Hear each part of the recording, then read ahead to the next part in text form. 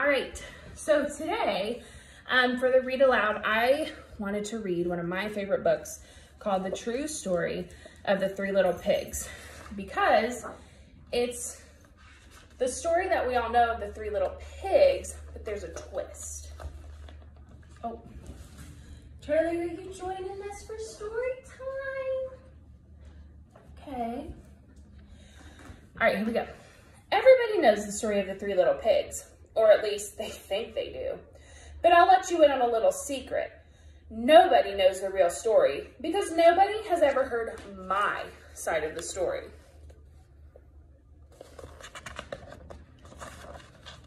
I'm the wolf, Alexander T. Wolf, but you can call me Al. I don't know how this whole big bad wolf thing got started, but it's all wrong. Maybe it's because of our diet. Hey, it's not my fault wolves eat cute little animals like bunnies and sheep and pigs. That's just the way we are. If cheeseburgers were cute, folks would probably think you were big and bad too.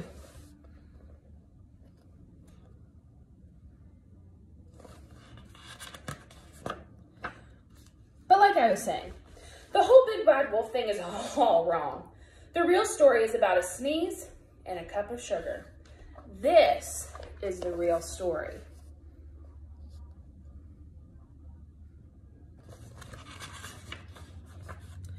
Way back in Once Upon a Time, I was making a birthday cake for my dear old granny.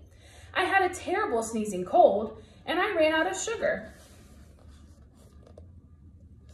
Oops, sorry.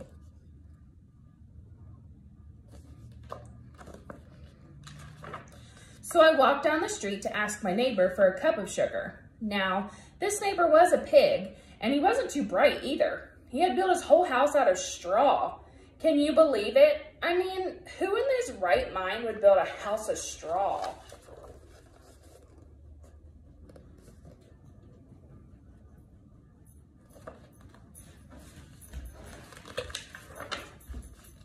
So of course, the minute I knocked on the door, it fell right in. I didn't want to just walk into someone's house, so I called, little pig, are you in? No answer. I was just about to go home without a cup of sugar for my dear old granny's birthday cake. That's when my nose started to itch. I felt a sneeze coming on. When I huffed and I snuffed,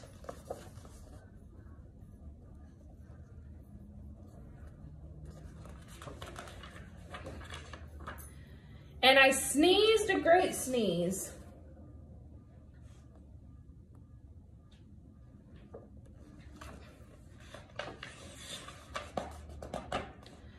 And you know what? That whole straw house fell down. And right in the middle of the pile of straw was the first little pig, dead as a doornail. He had been home the whole time. It seemed like a shame to leave a perfectly good ham dinner lying there in the straw, so I ate it up. Think of it as a big cheeseburger just lying there.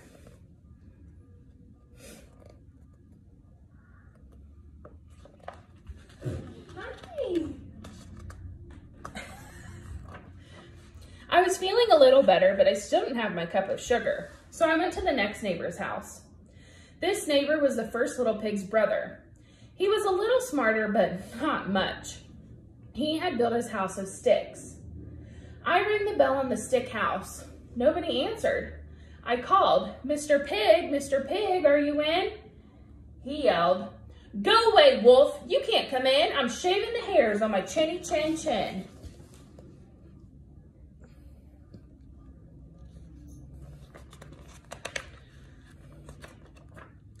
I had just grabbed the doorknob when I felt another sneeze coming on.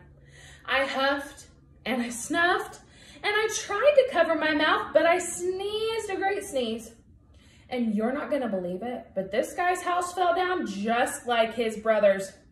When the dust cleared, there was the second little pig, dead as a doornail. Wolf's honor.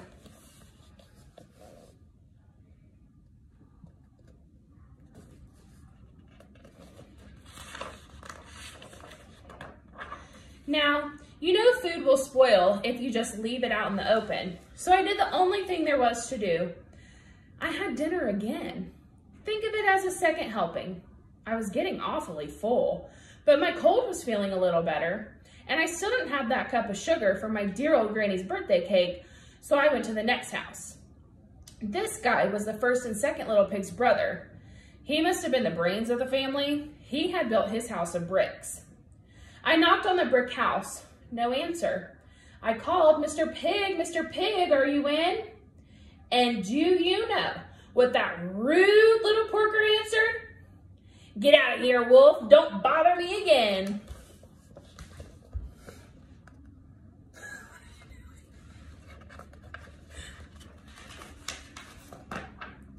Talk about impolite. He probably had a whole sack full of sugar, and he wouldn't give me one little cup for my dear sweet old granny's birthday cake. What a pig! I was just about to go home and maybe make a nice birthday card instead of a cake when I felt my cold coming on.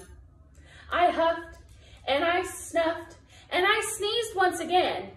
Then the third little pig yelled, and your old granny can sit on a pin.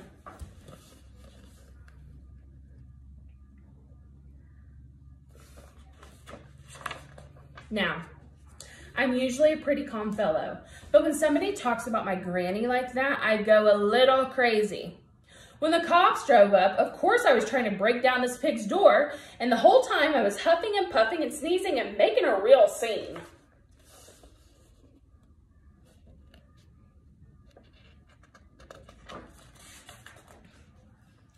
The rest, they say, is history.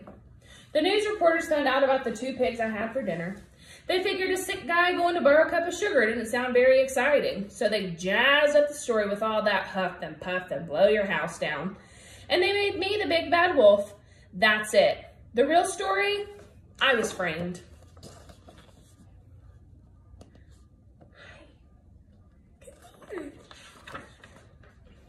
But maybe you can loan me a cup of sugar?